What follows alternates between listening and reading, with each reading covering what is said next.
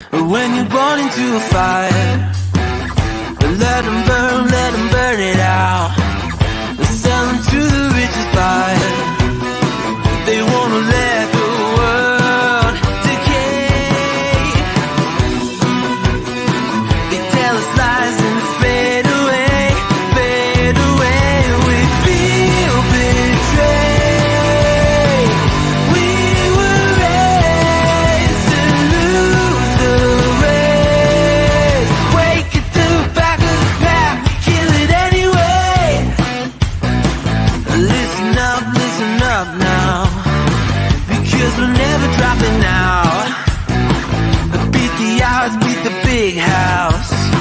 The brains are bigger than the doubt. We've been thinking for ourselves, never let the truth fade away. This is bigger than ourselves, we won't let the world burn away, burn away. We feel betrayed. We were raised to lose the race. Wake at the back of the pack, kill it anyway. To blame, haters face the world's mistakes. Wake at the back of the pack, kill it anyway.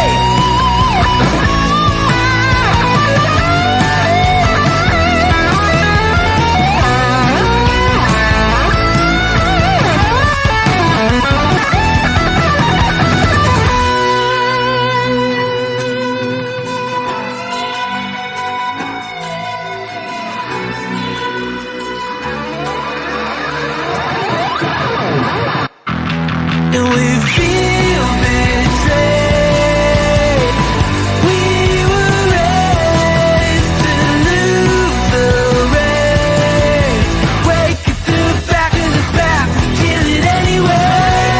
To blame, haters face the world's mistake. Wake at the back of the pack, kill it anyway.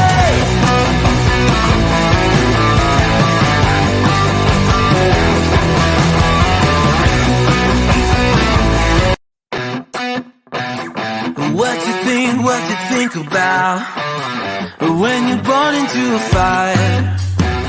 Let them burn it out. Sell them to the richest buyer. They wanna let the world decay. They tell us lies and fade away, fade away. We feel betrayed. We were raised to lose the race. Wake at the back of the pack, kill it anyway. Listen up now, because we're never dropping out. Beat the odds, beat the big house.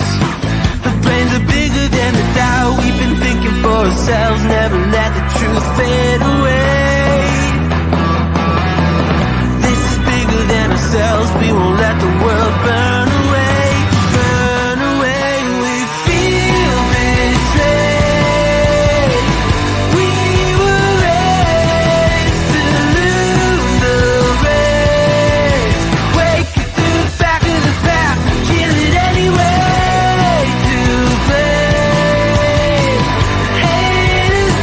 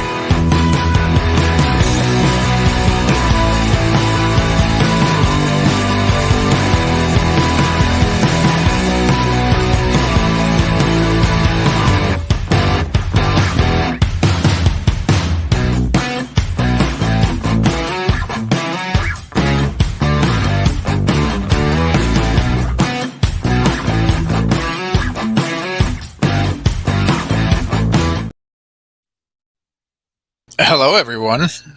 Welcome to another episode of Making an Impact with myself, the foe, not the foe, Cody Defoe, and my wonderful partner in crime over here, the natural Astrid Pizarro.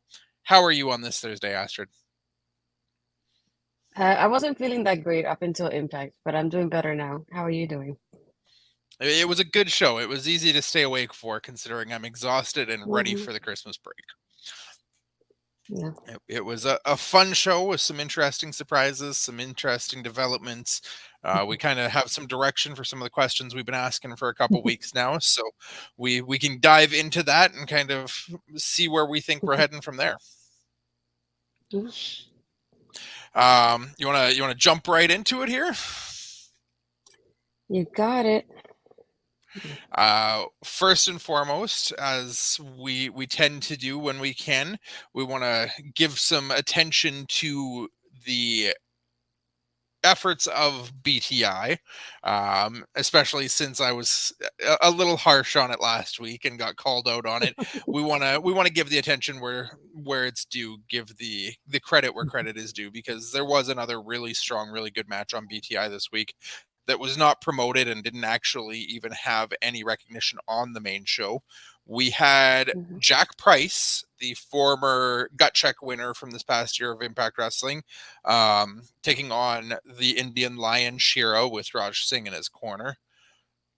I personally thought this was a really, really strong match and really showcased Jack Price, somebody we haven't seen a ton of, but really put him in a light where Yeah. I feel like there's some good things to come for him as well. What did you think of the match?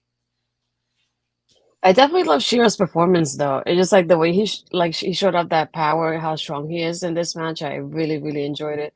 Um, I feel like I wish I would have seen more from Jack, and I kept thinking every time I saw his name, I kept thinking Jack Pride, and it's like it's not Pride, it's Price.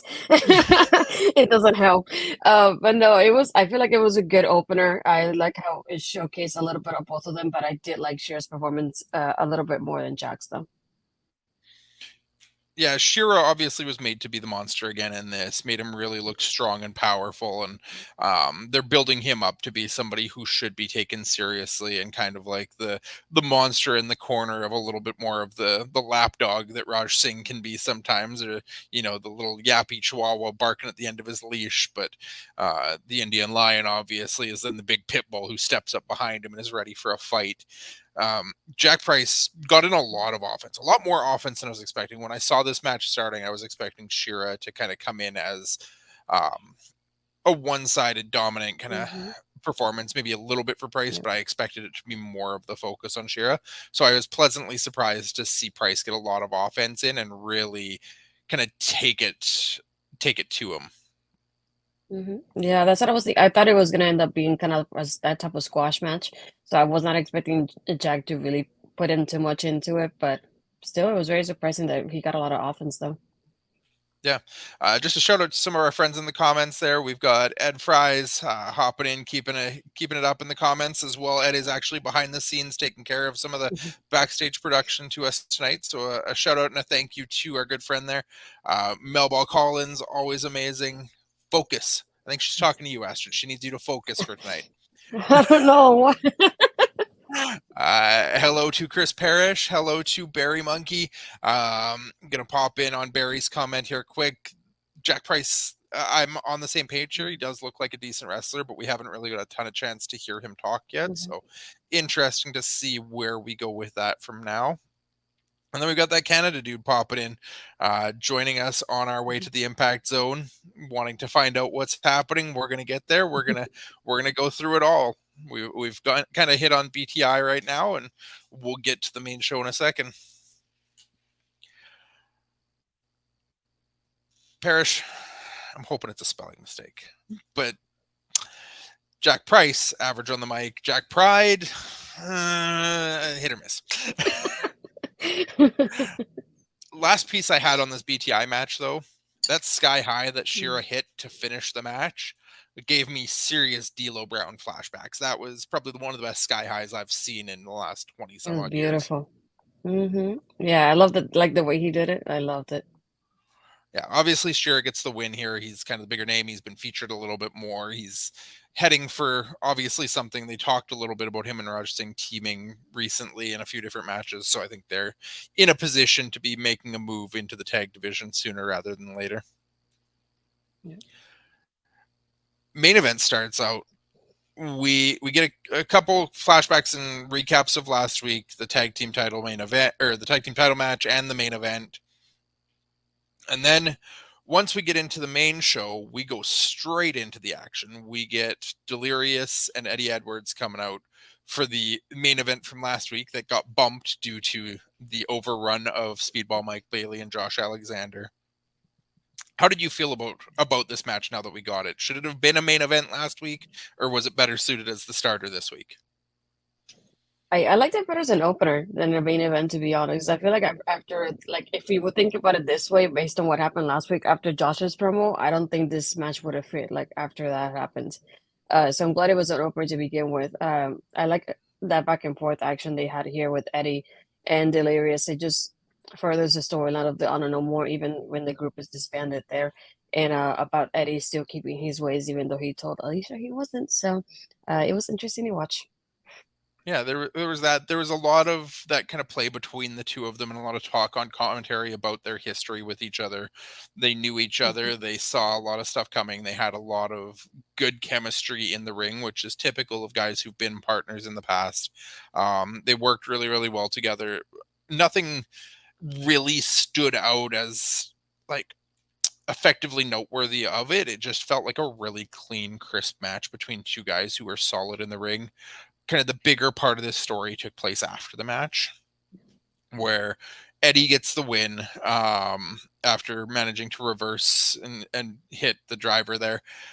And then he shows a sign of respect. He extends his hand and offers the handshake to Delirious, and the crowd's chanting for it. And they shake hands.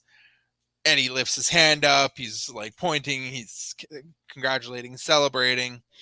And then turns and comes at him and drops him and picks him right back up into the diehard driver to basically decimate him. We get Yuya Uemura coming out to try and make the save, since him and Delirious did tag recently on, I think it was the Bound for Glory pre-show or Overdrive pre-show that they were on together there, that they have a little bit of the history. And Uemura just gets tossed. Not even, barely puts up any fight at all, just immediately dumped right out of the ring. Eddie continues to beat down Delirious and then tries to start undoing the mask and the ultimate sign of disrespect to a masked wrestler, trying to remove Delirious's mask and expose him. And we get kind of our first big surprise of the night.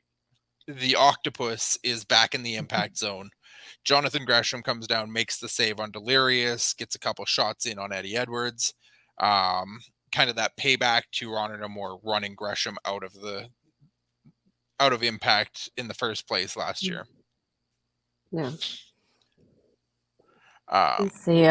Barry's comment. Delirious is fast becoming one of my favorite wrestlers. Listening to him reminds me of watching Welsh language TV. Lots of words I don't understand. Then one would say something like a microphone banjo in the middle of it. How did you feel about the match, Astrid? How do you feel about Delirious on Barry's comment there? I wish I could learn the language, to be honest. Maybe sooner or later we'll know. But no, I feel like you said it wasn't much to the match of the detailing. It was more like, to me, more than anything, the ending of it.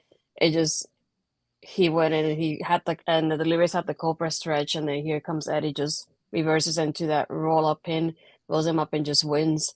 And just the moment that he started like signaling him too much, and he's like pointing at him like this, like, yeah, this is taking too long. Get to it, honey. Come on. So I knew this was gonna happen eventually. And just like another thing, like you mentioned at the beginning, the shit that went after the match is that Ring of Honor handshake, and then that's when you're like, yeah, this is not gonna last too long. But then Yuya, when he came up, I expected more of a fight between both of them, and the way he just dropped and he was gone, I was like, oh, that's it. I thought you would give more of a fight. What happened? So I was kind of confused, I guess, by that part. But yeah, I love the part of Jonathan coming in here, which I knew already from before because I read a little bit of the spoilers. So it's pretty awesome to think of Gresham returning and even signing with Impact officially. So it's like we talked about this like last couple of weeks, just thinking of like they need to bring in new people and sign a couple new people because they lost a couple people like in a bunch almost. And it feels like they need that reset with the talent. So I'm glad this is starting with Gresham tonight too. Yeah, Gresham is a big name to be bringing in to kind of fill one of those holes on the back, like on the front end, not even the back end, on the front end. A former world champion in his own right, an extremely talented wrestler. Obviously, tried to make the AEW transition, had the falling out that happened there, making his way back. As Ed puts in there, the comments there, the connection of Gresham and Jordan being back together again. Obviously, there's a lot of familiarity. There's a lot of comfortability that they have being in the company together, that we could see Jonathan Gresham now make his way around the roster and potentially be somebody in the future that we're looking at as a future world champion. Yeah, and I think of Barry's coming. I was thinking something similar, thinking, okay, we're gonna get Yuya versus Eddie next week, and then I see that, and I was like, yep, Gresham is next.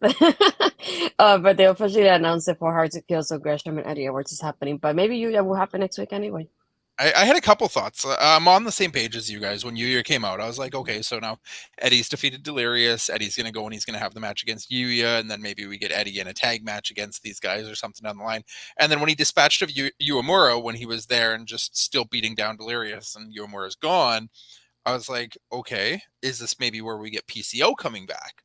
I was not expecting, like, Gresham was not somebody I was thinking of. I know you even messaged, even though I tend to try and avoid the spoilers, you did message me last week about Gresham showing up at the taping. It still didn't even click to me that, like, this would be a spot for Gresham to make his appearance. But I'm excited to see it happen. I think Eddie Edwards and Jonathan Gresham are two extremely talented guys that will put on a great match together. Yeah, when I heard the music, I was thinking, oh, PCO is back. And I was just like, please. And then I see Gresham, I was like, oh. Interesting. And then I knew like of the connection, I knew what would happen next, but I was just expecting BCO to return if anything. Yeah. Interesting tidbit put out there by Barry too, that years ago Gresham did play the part of Suicide for a couple matches, which, I mean, there were lots of people that played that part of Suicide over a time there, but always fun to bring up those little tidbits and facts of guys that have been around and had the matches and hidden behind the mask before. After this segment, we got a quick backstage with Josh Alexander and Scott D'Amore talking about what happened last week. Josh basically, Scott D'Amore says, you know, why did you go out? Like, I get why you had it. We gave you that option. But I don't think having a 60-minute match when you're lining up to face Bully is the greatest idea. And then Josh flips the coin on him and says, you know, iron sharpens iron. And I think at this point, I'm as sharp as I'm going to be after that match. Like, Speedball Mike Bailey is a hell of an athlete, a hell of a talent. He gave me everything I could handle and more.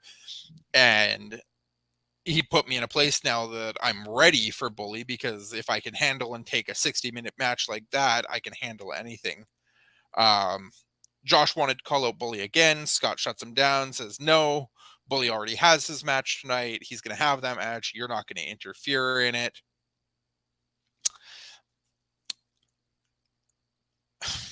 I wish we'd get them together. I don't like that Josh almost is starting to feel like Scott D'Amore's lapdog in a lot of these situations where he always has to bend the knee and listen to Scott. That I'd like to see a little bit more of a rebellious streak out of Josh again. We get Tommy Dreamer tries to apologize to Bully for telling him to trust Bully. He feels duped himself. Josh doesn't accept the apology. Josh is convinced that Tommy was in on it all along, that him and Bully have been friends for too long. He knows Bully better than that it doesn't make sense, that he was blindsided, that he was a part of this whole ploy. And then Josh storms away from the scene. Lots of story progression in this, I felt. Lots of character development for Josh. I still don't like how much Dreamer is playing into this story, and I like I said, I do wish that we could get a little bit more of that friction between Josh and Scott, as opposed to Josh always just willing to do what Scott wants him to do. I mean, it almost feels like a father-son relationship, and he's like his father's trying to look out for him, and he's listening to him in that aspect. And I like one other thing that he pointed out to him. He's like, but look what he did to Jay. He's like, I know. He's like, I know Jay longer than you. And I was like, oh, I love like hearing things like that. I was like, trust me, like if anything, she sounds like a daughter to him as well, because she's known him for so long. and he's like, sounds like he wants to protect them and look after them, not only as a family to them, but as his world champion as well. So that's what I got from that. But I keep thinking, you never know. We have what, about a month until Hard to Kill, so you never know. Something happens with Josh from here and there, perhaps. Yeah. I think maybe we could have him do something like this another week of like Scott telling him he's like, don't do this, and he gets frustrated, and maybe the week after he does do it because he's tired of waiting for Scott to agree with him again, something like that. But I like that back and forth they had here. It just goes back to what happened last week, and it's the same thing, just like showing that relationship between both of them. I like seeing this on screen though. But yeah, as Tommy interrupting, I was like, it was fine. I didn't want you in here, but okay, you're already here, so I gotta deal with you at this point, I guess. But I like that point of him like trying to apologize, like kind of like I felt for that too in that situation with Bully Ray. So I thought that was interesting, like that he got that apology to begin with. Yeah, no, that was a good part of it to get him in there and make sure that he recognized that he was part of the problem and apologizing for his side of it. I see where you're coming from with the father-son relationship. I almost see it, especially after the comment about knowing Jade longer than Josh has. It almost seems more like a father-in-law type of relationship. Like, I have to keep you safe because you're supposed to be keeping my daughter safe, and I'm not going to let you put yourself and my daughter in danger. Yeah, and it feels a little bit like that, and it feels like Josh is very reluctant, but he doesn't have a choice in the matter. Yeah, exactly. This segment ran right in and played well with what we got next, because we jumped right into the said match for Bully Ray, or at least what was supposed to be a match. Bully Ray and John Skyler was advertised for the show. I feel like I blinked and missed it because it was that fast. The match started, Bully hit a pile driver, and the match was over. Or at least that's what it felt like to me. Did I miss anything? Was there more to it? It's not what you felt, that's what you saw. No, I did too. I was like, I felt like I was listening. The bell rang, and I felt like a couple seconds the bell rang again. I'm like, huh? Hold on, what? And I even rewinded it like a few seconds to be sure. I was like, holy crap, I can't believe they did that to John Skyler. Like, I felt really bad at the same time, but like you can tell what they're trying to deliver with Bully having the win, especially that quickly. But at the same time, I feel bad for John when that happened. But I feel like the most interesting part was like, just like the Eddie Delirious match, the most interesting part was what happened afterwards between Tommy and Bully Ray. I feel like it was a lot of storyline progression there for sure. Yeah, I tried to take notes for this. I was running a little bit behind and trying to catch up, so my notes are a little spotty here. Fill in any holes that you see that I have, Astrid. But Dreamer comes out to confront him.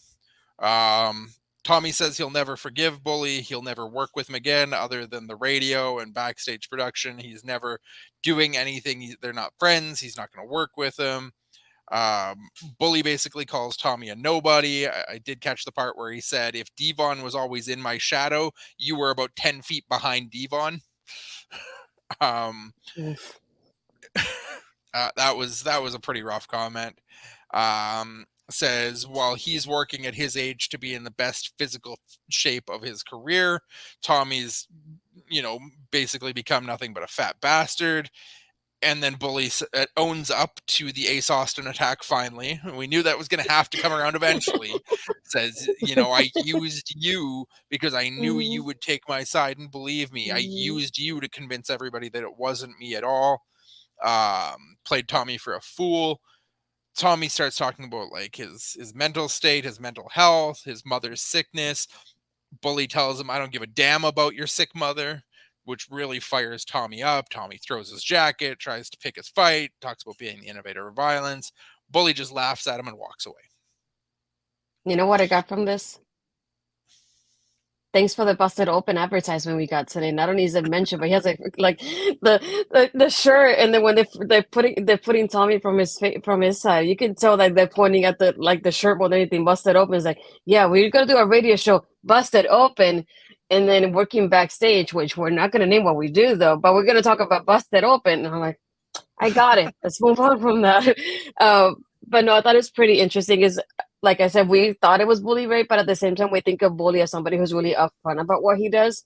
So the fact that he hit this and he didn't take credit for it right as it happened is something that is surprising from his character, to me at least. So seeing that when he's like, and I like the part where he's like, "Yeah, I did it, and I knew you're gonna help me out without even knowing, and you helped me in the end."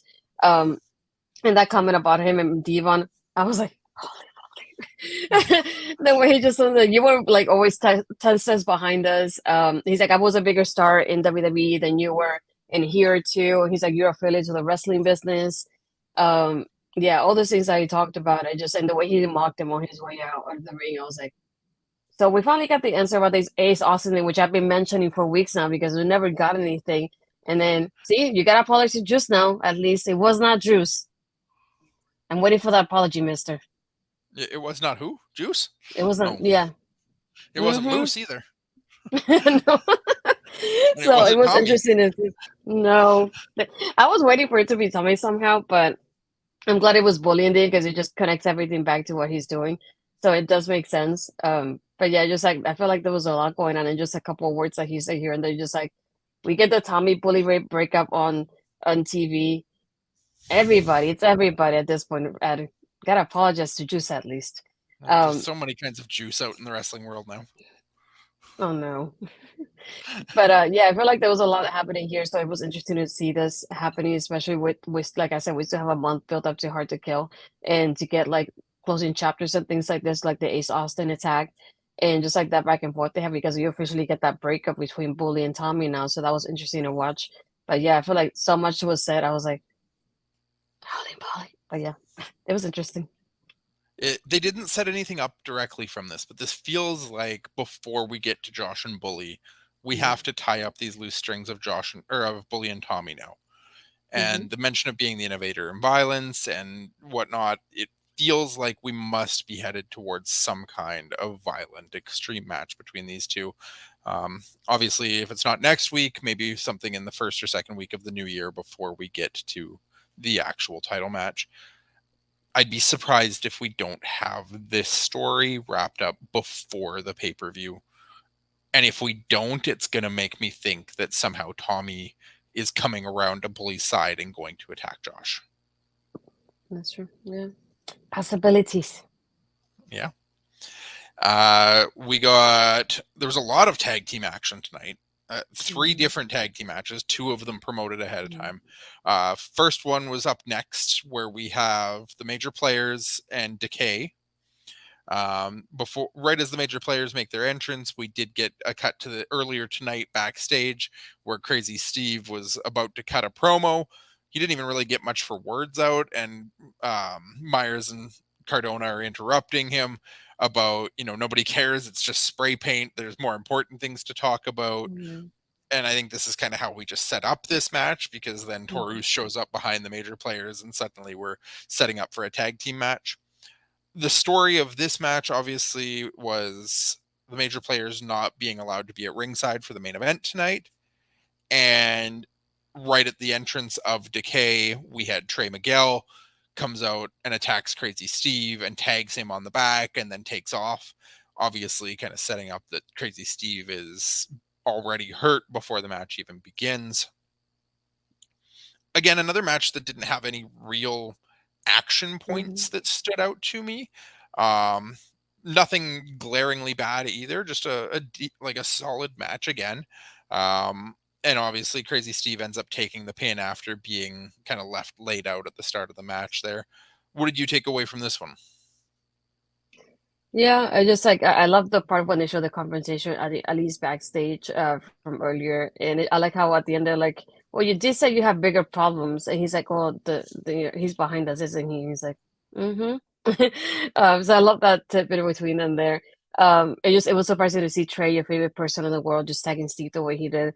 But I feel like it was interesting building this while the match was happening as well. But yeah, it was like the match was fine. It was like a good match to watch. It was nothing that really like stood out to me. The thing that made me laugh though is that there was a part when Cardona ran to the corner to Myers, kind of wrapping his like arms around his legs to like save himself so he can tag him, and then I know in the commentary they play, I was like, oh, look at him running away. He's like, well, he's going to his partner, his best friend, is the person that is supposed to get tagged for the match. And then I wrote it down exactly because I wanted to be sure it was, but it was Matt who said it. Matt goes, "Yeah, it's like his partner, and they just did the toy drive and whatever." I was like, "They're supposed to be heels. Why are you telling me they did a charity toy drive? That doesn't help me as heels to like sell me for that." It's like, "Yeah, they made your drive and they collected X amount of toys for kids and wrestling figures." Like, I thought they were supposed to be the bad guys. Just saying. But yeah, I thought it was Just because interesting they and the cheat way to they win won. doesn't mean they have to be evil. They can still be good They do have to people. be They evil. just cheat to win. It's Cardona. Do you really think that? But it was surprising the way the ending happened. From the double team, it just like, oh, here it's done. So I feel like it felt kind of quick at the same time. But either way, I was just like, this is just building up so that way they get the title match next with whoever the winners are of the main event. That was my thought process. Yeah, it was definitely a way to keep kind of everybody in this match relevant. Obviously, the major players, they want to keep them at the top of that tag team card. They still are looking for their rematch against the tag team champs. We have Crazy Steve obviously in that position right now with his feud with Miguel. Black Taurus just coming off of the match with Miguel. Um, we have a lot of moving pieces. I definitely expected Trey to have a part in this as soon as I knew Decay was in the match. Didn't expect it to be during the entrance. That was a little bit of a surprise, but a nice surprise that, I got what I expected, but in a way that I didn't expect it. And then obviously commentary talking a lot about the major players and their position and how Matt always doing the heel color guy, making sure that we know that the major players deserve a title match and are being kind of shunned at this point and left out of the picture for the time being. Mm-hmm. I'm gonna ask for you to go through the next bit because I feel like this is something that was really your cup of tea tonight. We got the Jordan Grayson Mickey James contract signing. Yeah, I noticed like when you sent me the advertisement, which I was writing the description in the video for, I realized like there's nothing advertised for the women tonight, which was interesting out of Impact. Usually there's at least one match advertised for the night. So I thought that was interesting to begin with. And then watching BTI, I overheard in commentary like they're talking about the preview for the show, and there's like, yeah, there's a contract signing for the Knockouts Championship. I did love having Jordan and Mickey just that back and forth that they had of like the way that Jordan tells her is like, yeah, make sure like you make it to like the pay-per-view. And it's like, oh, I don't need your help, but you don't think I'm gonna make it up until then. And even with Jordan's like I respect it or respect what you're trying to do, but this is my match as well. And I love like the part where Mickey just goes, I had a lot of moments in my career, and the way it's like this is one of those moments. And even the way Scott's selling it, he's like, either way, this is the end of the last rodeo. Whether you're Knockouts champion or whether you retire, this is the last of it. And I like her pointing that out to us because either way she wins, it's the last of that rodeo. So it's interesting to see how it goes. I was not expecting Tasha and Savannah to come in and interrupt the way they did. I thought it was going to be that simple kind of contract signing the way it's been with Impact lately. So I love Tasha coming in here just saying, you've beaten everybody that you faced in the last rodeo, but you haven't beaten me yet. And I beat you not once, but twice now. So I feel like I deserve to have that match with you before you have this. And I love how Jordan goes, no. Like we signed the contract. There's nothing happening here from between, for Mickey between the pay-per-view and tonight. And she's like, well, kind of like I couldn't go against you. It's what Jordan's offering and kind of protecting Mickey in that way. Mickey's like, I don't need your help, and that's fine. Like I can face her. He's like, we have a month into a pay-per-view. Like I can face you anytime within this month, and I still have time to prepare for this match. Like kind of like I'll still beat you anyway and still go after Jordan. So having that, and then Scott's like, it's okay. I got a solution to this. Savannah and Tasha going against Mickey and Jordan next week. Done and done. So I thought that was pretty cool to watch because I guess it'll play off at the end of like Jordan will probably still kind of protect Mickey during the match because she wants to end the career herself rather than have Savannah and Tasha doing during the match of like her losing. So I think that's something that's going to play out during the match next week. What do you think about this part? Yeah, I think you're right there about how next week is going to play out. It does feel like a situation where we're putting, Jordan didn't want Mickey to face Tasha because she didn't want Tasha to retire Mickey before they could get to the title match. Now they're going to be in this match, and obviously the story is still going to be if Mickey loses or gets pinned by Tasha or Savannah, it's going to be the end of Mickey. So I feel like we might almost see Jordan Grace tag herself into the match and be very reluctant or opposed to tagging Mickey back in. That she might have to make a bunch of saves, and then once she gets in the match, she's just reluctant or refuses to make the tag again. potentially putting us in a position where maybe Savannah Evans or Tasha Steeles manages to get a pin over Jordan Grace because Jordan is unwilling to make the tag and put Mickey in a retirement position. Yeah. Plus, not only that, but she's exhausting herself when the match happens. If she doesn't tag in Mickey, so that could give them the advantage of getting that win there as well. Yep. I think we're looking at a situation here where it's going to be a method of keeping Tasha and Savannah strong still. And Tasha had a point, right? Mickey said this whole last rodeo was she was going to beat everybody in Impact on her way to the title. Well, you didn't beat me. You never beat me to get this title match, so I deserve my match before you try and challenge for the title. But Jordan is, well, no, you're too late. Contract signed. But yeah, it's an interesting way to kind of build this story and kind of fill the time now over the next 30 days between now and when we hit the pay-per-view. Mm-hmm. Barry making the point there. He said weeks ago that he could see Mickie James losing before Hard to Kill, but saying she has to fulfill that contract. It's an interesting thought that we could come to see here. Obviously, we've got a little bit of holiday season coming up. I didn't even know for sure if we were actually going to get an Impact next week or if they'd wait until the week before Christmas and New Year's. But a couple shows still to go and lots of story to be told here for sure. Mm-hmm. We got kind of the recap of what was posted on Twitter after the main event last week of Speedball coming back to the backstage gorilla position, Kenny King making a big deal and over celebrating and then spitting water in Mike Bailey's face.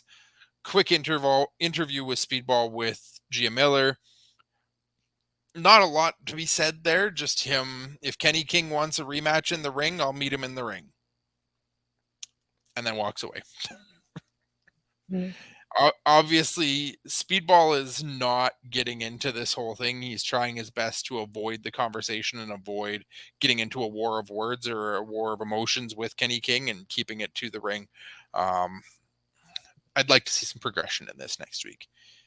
I feel like we're kind of really dragging our feet on this story right now. I'd like to see us get moving with it somewhere. Speedball obviously had his shining moment last week, but we need to get this story moving because we're just kicking tires right now. Yeah, I thought this was gonna get announced for next week, and I don't think it was so far, unless they added last minute later. But yeah, I thought it's something they were gonna advertise to happen at least next week. Yeah, it feels almost like we're building towards this as a potential Hard to Kill match. Whether it's something where we get an announced match on an Impact Wrestling and then it comes to a no contest or whatever the case may be to just build the story up and then get the finale of it at Hard to Kill, or it's just a lot of talking segments of, we didn't even get Kenny King on this show. We didn't get a single segment from him other than just this recap from last week. So we've got to get something back from Kenny and we've got to get moving on this to make it matter. Mm-hmm. Sami Callihan versus Angels. Couple things from this. I noticed this week that I didn't notice last week, that we are no longer violent by design. They're just the design. I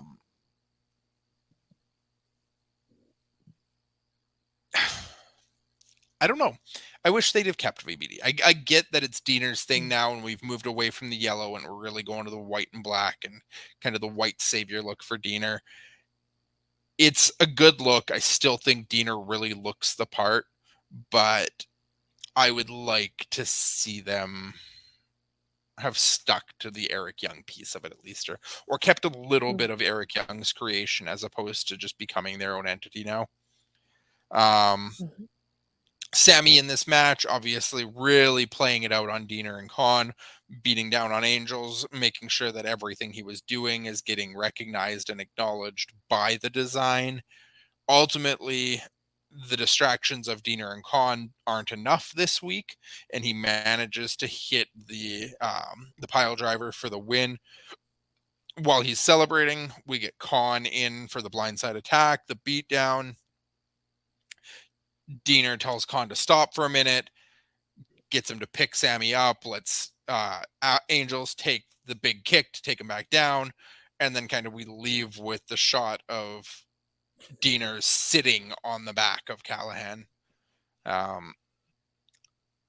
I'm enjoying the progression of this story. I'm liking kind of the steps we're taking to build this up, because this is another one where it feels like we're headed towards Diener and Callihan at Hard to Kill. Yeah, the way it was going based on last week, I thought it was gonna be Alan just winning, or Angels, if you want to call it just Angels, just winning over Sami and kind of building it up of like all the guys have beat him so far. So I was surprised that he won this one. But again, going back to what we said last week, they have like those moments of like they have like an unspoken bond of like Khan going in and helping Alan without him even saying anything to him, and it just happened and it helped him out for a few minutes there. And Angels was taking advantage of it. But yeah, I love having Sami win. And then another point of like a little detail that I noticed, and they mentioned it during commentary too, is just when Khan is picking up Sami, Alan is like just sitting by the bottom turnbuckle and he's apologizing to Diener for losing the match. And then he's like telling me kind of like get up, and then that's when the attack happens. So that was interesting. Of like he did apologize for losing, but he still wanted to do the attack. Then we just get that visual of Diener sitting on top of Sami, of like he still hasn't beaten him, so or hasn't faced him. So we'll see how that goes. I just feel like if they want to decide some way to add this to Hard to Kill later, they're gonna have to drag it out a whole month. So it's like, do we add people like I said last week to just help out Sami so that way it make it even for Hard to Kill, or does it end up being like a one-on-one match for Hard to Kill? But I feel like we have a whole month, and it's like I don't know what else they would do aside from that one-on-one match. So I feel like I don't know how they're gonna fill in the gap for that. So I was wondering about that when the match ended. I'm thinking this, my thought, at least my prediction on this, is Diener is going to try and avoid Sami. I feel like Diener is going to try and leave it to Angels and Khan to take care of him and feel like he doesn't have to get his hands dirty himself. And Sami's going to have to try and like do something insane to get Diener. Like Diener seems extra calm and extra sinister right now. And it feels like Sami's going to have to try and break that calm demeanor and break him down and start seeing a little bit of those ticks of violence start showing back up again to really make this a match. Yeah, I feel like maybe they could either go, now that you think about like saying that, maybe go a handicap instead, or even have Sami pick a partner to go against the guys and just have Diener by the side, like kind of delaying that face off with Diener eventually, or maybe up until Hard to Kill. Yeah, I don't know. Callihan doesn't have many friends in Impact Wrestling at this point. He's definitely got more enemies than allies, and the design haven't really done anything to anybody else.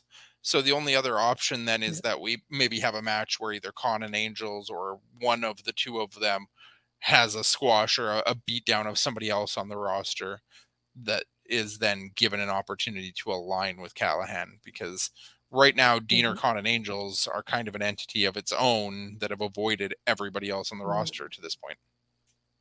Yeah, very true. We go backstage. Actually, we go somewhere else in who knows what part of the world they were at this point, where we get Giselle and Jay Vidal approaching Deonna Purrazzo. And Giselle pitches to Deonna that maybe they both can kind of reconcile and get the gang back together again. Deonna tells Giselle to apologize to her because it's all her fault. Everything's fallen apart and nothing's gone well. And they could have retired Mickie James, and they like Chelsea wouldn't be gone, and all these different things. Giselle does apologize, but says maybe they both need a fresh start. And, you know, the Knockouts title is obviously tied up for the time being, but the Knockouts tag team titles are just open for the claiming. They're just sitting there. Yeah, they're just sitting there. I mean, sitting there on Taya and Jessica's waists, but sure. But manages to convince Deonna that we're getting Giselle and Deonna to get back together again now that Chelsea Green is gone. One more piece to the Knockouts tag picture now that we've been kind of questioning for a little while now. So it's nice to see that we have another direction now that Savannah and Tasha are kind of moving away from the Death Dolls, that we're not going to completely forget about Taya, Rosemary, and um, Jessica. Yeah, you can't forget about Jessica. Come on. No, this part I love when like just I was like, yeah, let's get the band back together. And Dana's like, well, you were never part of the band, honey. And I like how she points out, it's like, you were the Yoko Ono to us. And it's like, Yoko Ono was the best Beatle. And I like the back and forth that I sent you that they had on Twitter. It's like, is somebody going to tell her? Somebody going to tell her? And then Sasha's like, here, I'm going to say it. Yoko Ono was never part of the Beatles. There, I said it. I love that back and forth, even playing up on social media, even with Sasha involved. But I like how she points out, it was like, you ruined my best friend's career. She's not here because of you. And you came in here and you were not even part of the group, but you still ruined the plans that we had. Um, and she's like, well, you do have a rematch that was supposed to be with Chelsea, but Chelsea's not here, so you need a partner. So, we can put two and two together and just basically go for it now. And they did confirm that it's happening next week. I think, if I'm not mistaken, I don't think they have to put if it was for the titles, but it's the Diana and Giselle versus that lost next week. So. Yeah, I did see that we've got the match next week. I didn't catch that it was for the titles either, so I don't think it is. No, I don't see it in the advertisement, at least. Yeah. I don't know. I'm going to ask you about the next part too. Oh, before that, we'll get to Barry's comment here. The new Caleb with a K. I'm assuming he's talking about Jay Vidal, who is Giselle Shaw's. What is he? Is communications coordinator? PR I thought he was like something like that. I forgot the official title she gave him. Yeah, something like that. Oh, Ed. Of course she goes there. Giselle goes everywhere. What I was saying, Astrid, I would like to hear your take on the promo that we got from Taylor Wilde. Well, to me, it wasn't any surprise seeing this. Oh, hi, Nikki. It's from Women's Wrestling Talk. So nice to see you here, though. I know the stylist, but I thought it was something like a coordinator. I didn't think she called him social media coordinator, but it was something along those lines too. So I saw he has two titles to it. I know the stylist one, but I forgot what the other one was. I thought it was like a communications, but it might be social media too. Yeah. But yeah, this wasn't a surprise to me just because I had seen the promo between Taylor had posted on Twitter not too long ago with somebody else. I will leave it so it's not a spoiler for you, at least, being that we didn't get it tonight. But I love this part of like, this is not, I feel like this is more of like the Taylor what I expected, because it's more like her in that witchy side, because she's a witch herself and she likes to post about this stuff on social media all the time. So I feel like it fits better with her having something that is connected to her in that way, and like her showing the cards and like giving us little lines. And like she said, like, oh, without conflict, there's no victory, and without this, there's no that. And that back and forth they had, and at the end, she just has the card that says devil on it, covering one of her eyes before it just pans out of there. So I thought it was interesting to watch is there as well. So I think it's something that would be good for Taylor, just to like give her a little bit of a change in character, make her interesting. I'm just hoping she does better when she performs though. Sorry. Yeah. Hopefully being a character more true to herself will help her kind of in-ring performance, because I feel like just the hyper energetic, high, bubbly, whatever she was trying to be wasn't working for her. So maybe being a little bit more of her down to earth, demonic, devilish self will be a good step for her. Maybe we'll see a little bit more. Honestly, I didn't know of the Taylor Wilde witch stuff. I hadn't seen this. Like I said, I managed to avoid most spoilers of anything tapings wise or things before they come out as far as Impact goes. I was watching this promo, and as she's flipping the tarot cards, and it just kept kind of cutting, and it wasn't showing her face clearly, and she was burning. I assume that was some kind of incense or something she was burning there. Yes. My thoughts were it was either Kimberly or Brandy Lauren, and I was trying to like figure out who I was looking at. And then one of the comments she said was something about being wild, and I was like, oh, it's Taylor Wilde.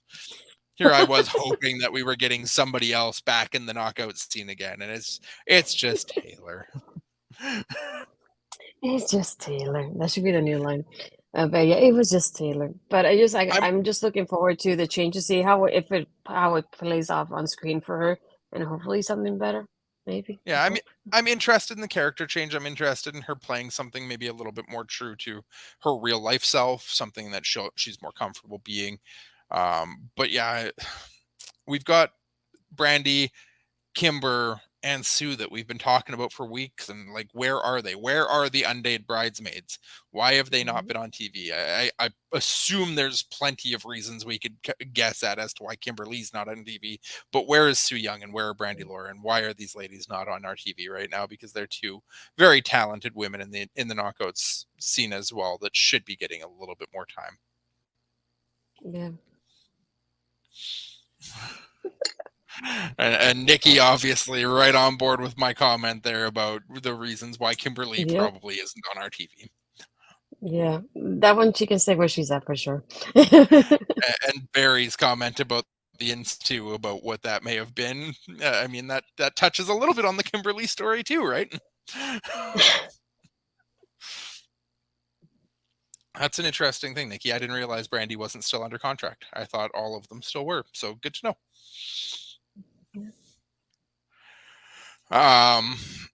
Moving on.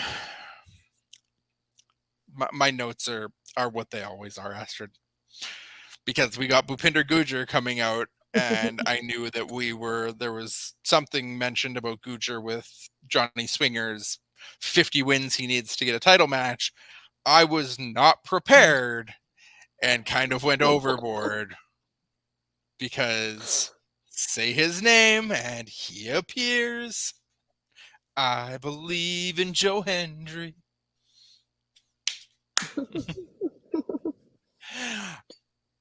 This was fun.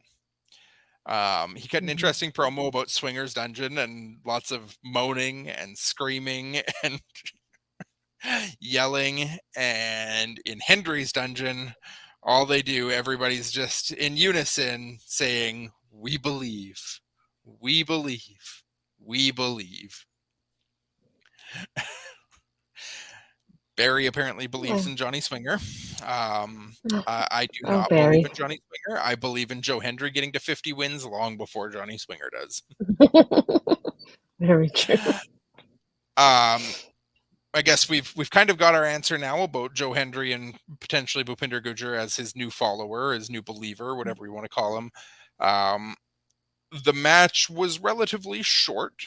The biggest piece here, obviously, was continuing the Joe Hendry and Moose story. Moose jumps the barricade and tries to attack Joe Hendry.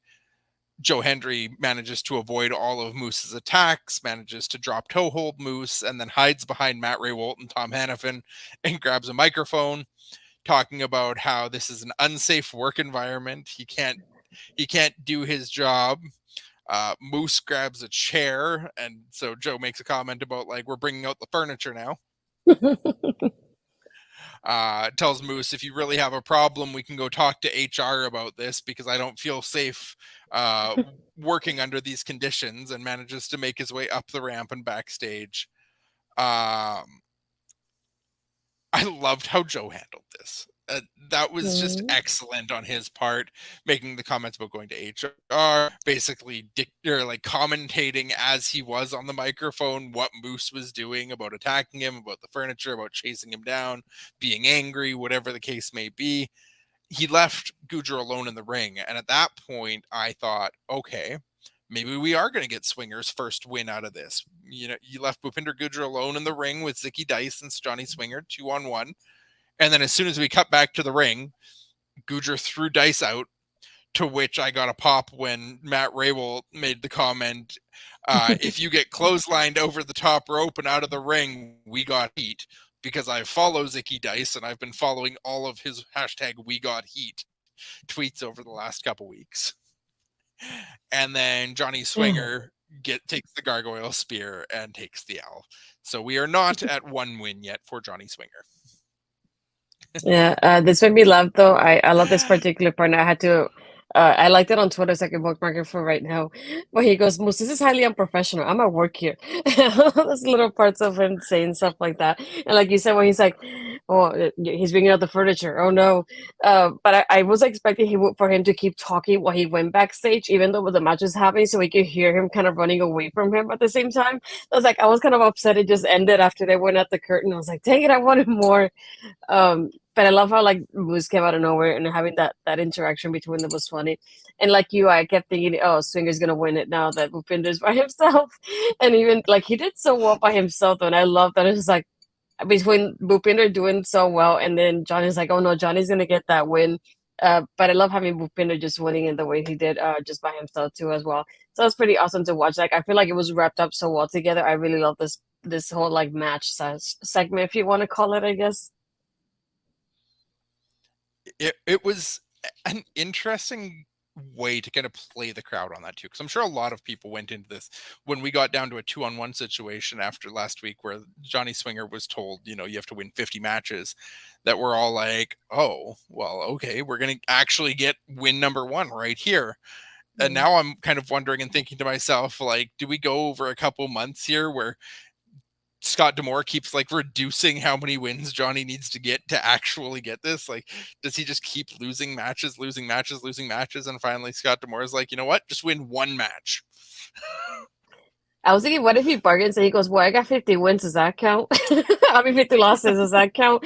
That's just what I was thinking, because I think they mentioned he has either 30 or 40, something like that. So when they said that, I was like, what if he just goes to Scott and just, I got 50 losses, does that still count though? You said 50. And I just wanted to like him playing that off. I got 50 wins, I just gave them to my opponents. So yeah, I thought of like the numbers really close to the 50 that when they mentioned it. So I thought something like that would have been funny if we get him with Scott backstage, just like, I got 50 though. But yeah, I love this whole part, everything, how it played off, and Joe Hardy was amazing. Gotta say, we love the champ here. It's possible. The digital media champ, he represents us. We are on media, if you hadn't caught that. Sorry, Joe Morin. We were not talking about you. We still believe in Mighty Joe, but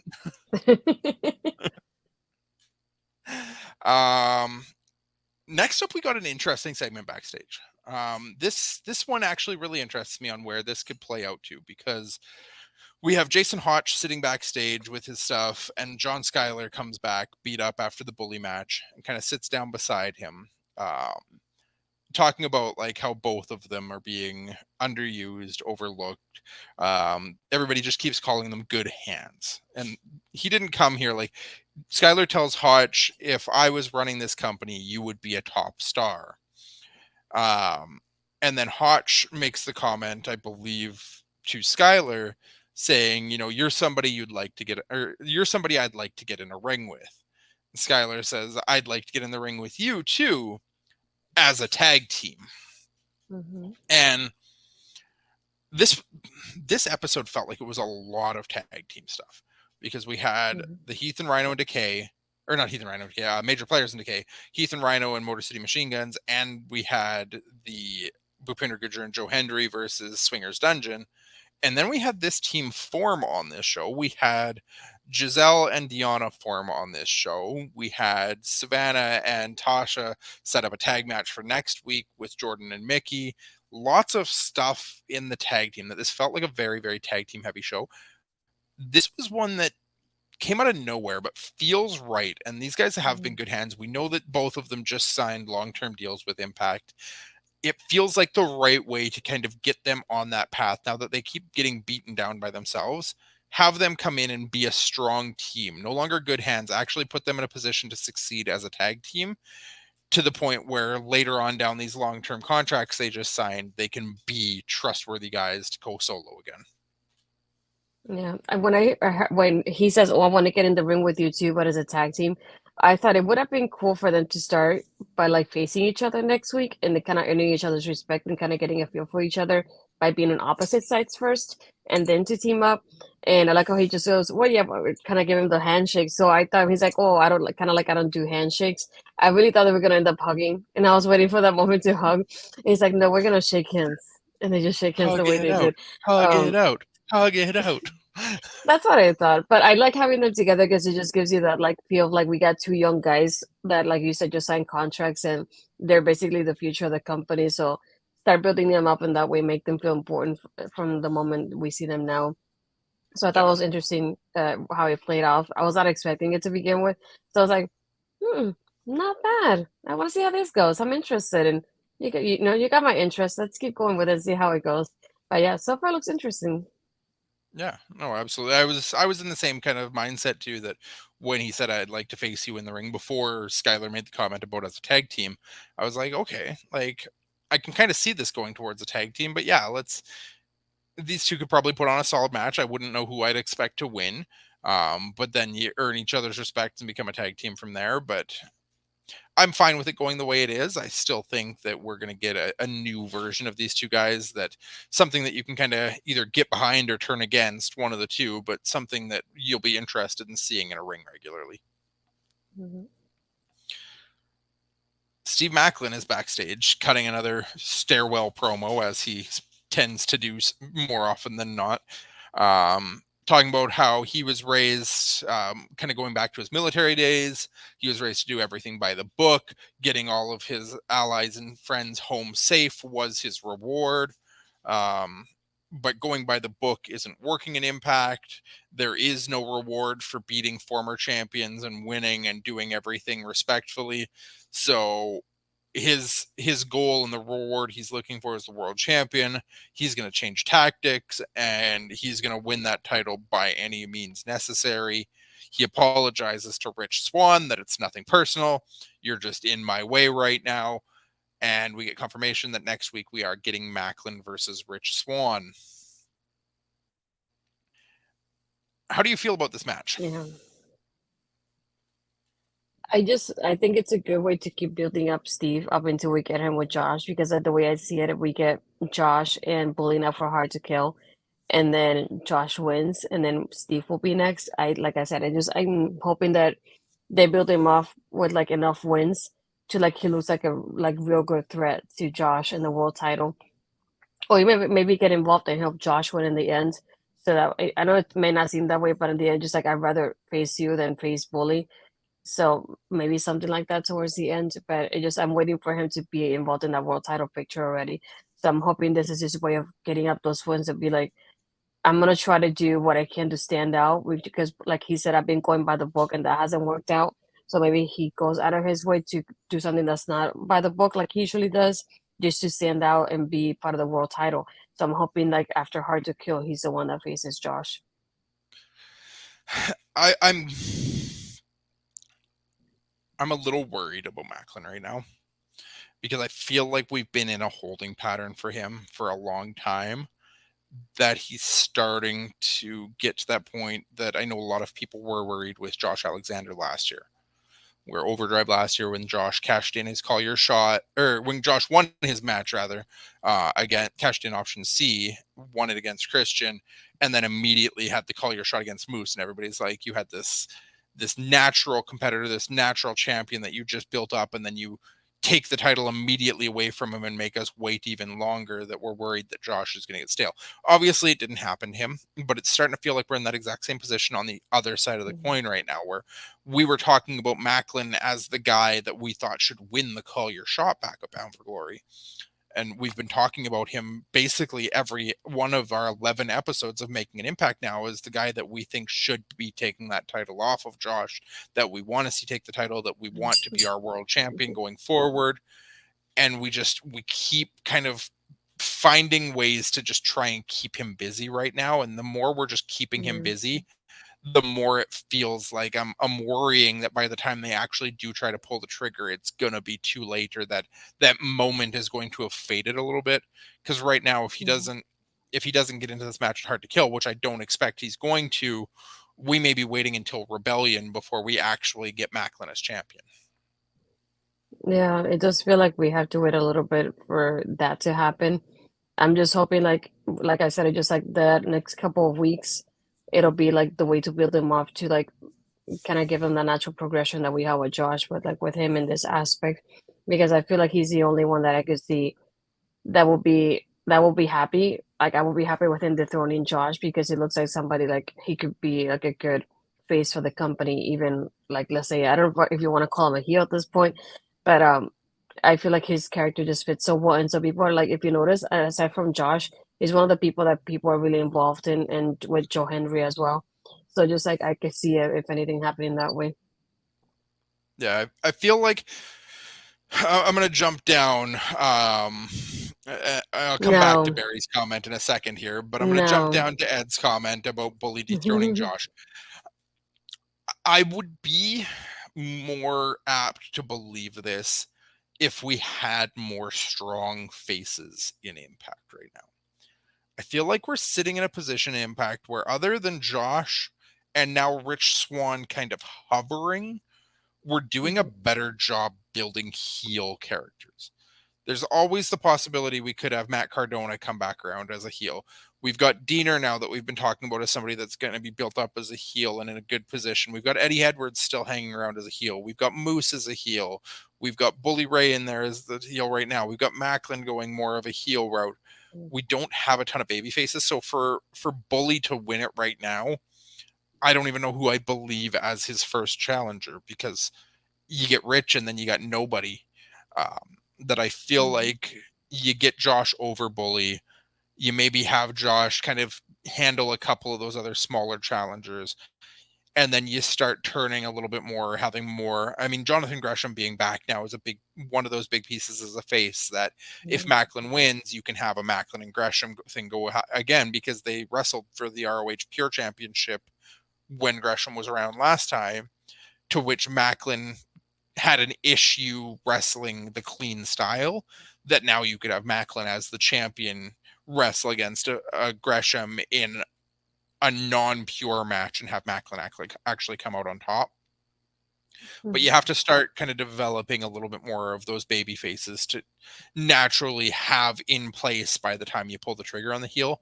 And I think we're still sitting with far too many heels for it to be comfortable to hit that with Bully right now. But I might be completely wrong. Maybe we do get Bully Ray as another champion for a run here. We're going to jump back to Barry's comment, because Barry, nothing that Joe Hendry is holding can potentially be pointless. We want you to believe. We all believe. We believe in Joe Hendry. And that means we believe in the digital media being important. I'm sorry, friend. We appreciate you on the show. We always appreciate you in our comments, Barry. But the digital media championship is not pointless. We're believers. We cannot unbelieve now at this point. Last bit. So we got the confirmation of the matches for next. We got Macklin versus Swan, Death Dolls versus Deanna and Giselle, Tasha and Savannah versus Jordan and Mickey, and we got confirmation for Hard to Kill of Jonathan Gresham and Eddie Edwards happening. We jump into the main event, the rematch from last week that we weren't even sure was happening because it wasn't actually talked about. I thought it was a missed point on, like, a missed graphic or an unintentional graphic on the show last week even. I am proven wrong. Motor City Machine Guns and Heath and Rhino with the major players banned from ringside. There's so much of this match I didn't see coming. Astrid, tell me what you thought of it first. One thing I did like, and this is something that came from commentary at first, they started saying, oh, like giving us the possibility of the Guns being champions. And they go like, well, if they do, they're gonna join in a group of people that we don't have often, which are teams that have had more than three or more reigns as tag team champions. And they say the Good Brothers. They say LAX, but they specifically say Santana and Ortiz, the Wolves, and Beer Money. And another thing that I also enjoyed from like the match itself is like, and they pointed out in commentary too, which I liked, is that there's a part where I believe it was Sabin was like picking up the speed for the match, and then Slater is like slowing it down in that aspect, and then they go, "Oh, this is Heath learning from last week because last week Shelley was picking up the speed in the match, and like Heath, like it seems like Heath didn't really know how to work out with him in the end, so like the match started picking up." But then this time around, he learned his lesson from last week, and he slowed it down the moment he could. So I love that tidbit of like last match was a learning experience for him, and he's learning from that. And But other than that, I love the back and forth they had here. It's just like the fact that they kept Rhino in the corner for so long. So when he got tagged, I was like, this is it. They're gonna win the match now. And just like it came out to be another thing that was not what I expected it to be.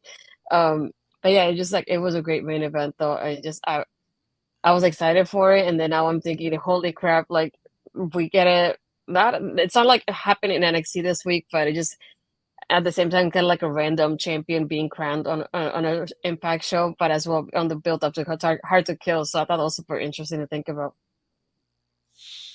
Yeah, it wasn't expected. I don't know why. I definitely felt like we were heading towards that triple threat tag match, and I've been feeling that way for a little while. So I was very surprised that they pulled the trigger here. It's still possible we could end up getting that triple threat because obviously Heath and Rhino have a rematch that they're due now, but the major players are still hanging around and might make it difficult for them to get that rematch fairly. We've got Bullet Club Light coming back from Japan after a great showing in New Japan Cup or the New Japan Junior Tag League. We've got lots of different tag teams with moving pieces right now and lots of different stuff happening in the tag team division that I'm not certain where we go next, but not in the sense of where we were with the knockout tag division where there weren't any options. We have so many options now that there's a lot that can happen over the next little bit to develop into a tag team showcase at Hard to Kill. Out of this match, the one piece that really stood out to me, and they did talk about it on commentary as well, was Heath being able to hang with Sabin and Shelley on the technical side. That Heath really took kind of the lead role in this match, that he was the biggest piece. He was in the ring a lot. He was going full like technicality with both of the guns. And whenever Rhino came into the ring, it was a little bit more of the slower plodding. Rhino still has a certain intensity to him, but he has a little bit of a lacking in terms of the speed and the ability to go with the faster, younger guys right now. And so Heath really carrying this match made a big difference for that case, that he was able to keep the speed up and stay in the ring long enough and make it a really solid match. And Rhino just came in, hit his spots, and then left again for Heath to kind of still keep control of it. Yeah, I thought I had read the spoilers for it, but I wasn't sure. But just another thing that I realized too is like when Rhino came in, I was thinking the hot tag is the win, and it's super interesting. Like when he went to hit the core, and you're thinking that's it. It's when it gets reversed into like the roll up kind of pin for the victory too, which is I thought he was gonna end up kicking out because I think he's a fresher man out of the two, if anything. So he should be able to kick out over if it was Heath Slater, for example. So I thought that was another point that was like interesting when the match was happening. Yeah, the roll up win was a big piece too. They did talk about it on commentary as well with the gore, and when the kick out happened, they're like, that's something you don't see ever. Nobody ever kicks out of the gore. And I think it was Raywold who had to make the comment back to Tom and be like, well, I think it was that couple seconds, that little bit of time that it took for Slater to roll over into the pin before he was able to, that is what gave them the time to get the kick out, because if he'd pinned him right away, it probably would have been over. And saving and protecting the gore in that manner, that it wasn't that he actually kicked out of the gore, it's that he didn't get into the pin right away, which is always a big deal. When you hit a finishing move, you have to get your pin right away, because it only takes a couple seconds for them to kind of come back after you've knocked them down. But we have new champions. We crowned Sabin and Shelley, I think, as 3-time champions now. And one of the best tag teams in Impact history, as far as Hannafin and Raywold put it. Lots of things on the horizon there. Anything else that you kind of had that stood out about this before we move on? No, that was pretty much it for me. I know we forgot it last week. I feel like we should discuss that and make a comment about it, because we didn't give our impact of the night for last week, but I think we were both on the same page after that Josh Alexander and Speedball Mike Bailey match that it had to go to one or both of those men, because that was there's no way anything else stood out ahead, like above those two after last week. Mm-hmm. So where do we fall this week, Astrid? Where do you fall this week with your impact of the night?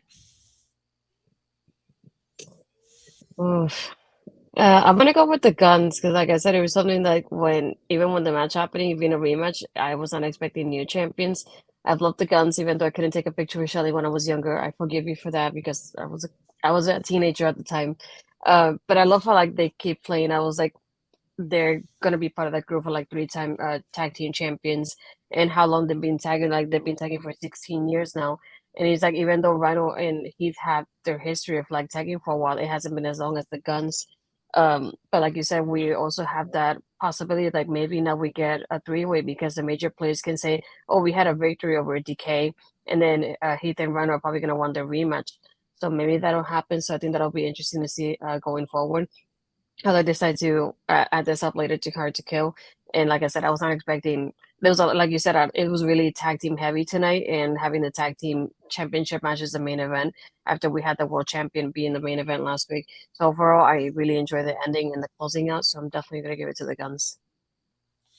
That's fair. They definitely made an impact tonight, and you can't say they didn't after they won the championship. Myself, I'm going to the other side of the show. I'm going right to the beginning of the main show, and I have to give it to the Octopus. Didn't see that coming, didn't expect it.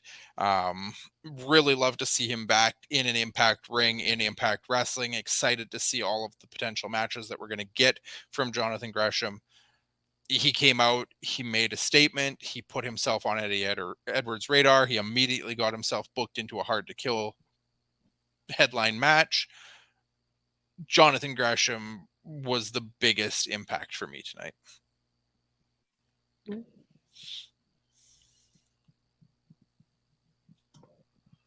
I think they haven't they? I think they mentioned it as Bullet Club so far. Yeah, I think they have to be mentioned as Bullet Club. I haven't actually caught any of the Super Junior Tag League myself either.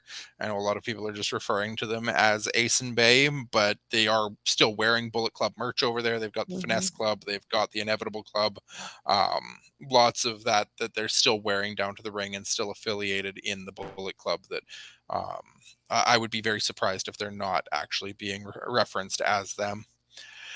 And Ed. You're gonna upset somebody at some point here if you keep calling somebody Great Value brand Matt Taven. No. That said, that's our show for tonight. That was Impact Wrestling tonight. If you wanted to tune into it, obviously we always like to give that shout out to the accessibility of Impact Wrestling. You've got Impact Plus, you've got Impact Wrestling's YouTube channel, you've got DAZN now that you can get it on there. Anywhere that you want to get it on and get access, there is plenty of accessibility to Impact Wrestling, all for cheap prices with current and all the way back. I think their library right now is up from the start of Impact Wrestling to about January or February of 2010, with a couple years missing and then more of the recent years there. Check it out. You can go back, check out old Impact. You can check out this week's Impact. You will be able to get most of the PLEs going forward. Obviously, Hard to Kill is something that's still going to be a little bit more higher profile, but if you're watching us, you're enjoying what you're hearing about Impact Wrestling, we definitely love to hear about people going and actually supporting the product and come back and join the conversation with us. Watch it and come back and talk to us about it. We'd love to have you guys in here and join in the conversation. Thank you, Ed. I was going to say that one too because that's what they announced today, that February 2010. For myself, you can catch me on Twitter at Cody Defoe. Twitch is the same name, still inactive, still wanting to get there, but still not actually there. Every Thursday night here on Making an Impact. That is my home. This is my home. I'm here with all of you every Thursday night. Happy to talk Impact Wrestling. You follow here, I'll be happy to jump into some comments and follow and retweet and anything like that as well. Astrid, where can our friends find you? You can find me on my Twitter as Ed put in the ticker there, Astrid Pizarro. Instagram is Astrid Pizarro 20. You can find me doing Taking Over with Ed and sometimes Parish, perhaps on Tuesdays. on our local establishments OLE podcast, and then back here with you doing Making an Impact on Thursdays at 10:30 p.m. Other than that, and thank you, Ed, for producing last minute. We didn't ask you, but we're glad you're here anyway, even though we can't really see you at the moment. And you can find me on my Twitter, check and then that on Twitter the and Twitch weekends. there for Ed Fries as well. Oh yeah, Ed is streaming games too every now and then, so follow him if you haven't. The other thing I got is my NXT review Women's Wrestling Talk that you can check out on the weekends, published on their website. But yeah, and then tomorrow, yeah, I keep forgetting what day it is. Tomorrow I'm gonna be live with Mel at 6 p.m. Eastern for Ladies Wrestling Showcase for our next episode. We were already thinking of talking about women in wrestling media, and then the Mandy thing happened, so we're definitely gonna be chatting about that too. But yeah, we have a couple of topics tomorrow, so yeah, just stay tuned in with us. We're gonna be live for this one, and just discussing everything that's happened, and another thing that happened this, I think, at the beginning of the week as well. So it'll be a little bit of everything for tomorrow. So super interesting and fun planned. Lots of interesting ways to follow Astrid. She's everywhere on the internet right now, friends. Go give her a follow and follow her on her productions. To everyone in the comments, as I do every week, I'd like to throw out and just thank everybody who joined us in the comments. Ed, Barry, Nikki, Joe, Parrish, Mel, that Canada dude. Everybody who came in, dropped a comment, dropped a like, gave us a follow, watched a bit of the show, anything like that. We always appreciate everybody being a part of the show with us. Come back next week. Unfortunately, I will not be here. I will be at a local indie promotion going to check out Masha Slamovich and Josh Alexander live. I would love to be here to catch all of those wonderful matches we talked about that are happening on next week's Impact. But unfortunately, I will take the opportunity to go and meet the Impact World Champion in person. So Ed Fries will be here taking my place next week. Check out Ed and Astrid. Come talk Impact Wrestling. I'll be back in a couple weeks before the new year to talk about my experience meeting Masha and Josh and what they did here, and to talk about Impact Wrestling some more at that point. But that's it for tonight. For myself, I'm Cody Defoe, the Foe. That is Astrid Pizarro, the Natural. Thank you for tuning into Impact Wrestling, friends. Have yourselves a great night. Yeah, and for those, I was gonna say we're gonna bring my friend Rob on Twitch, so stay tuned for that. What you think about when you're born into a fire?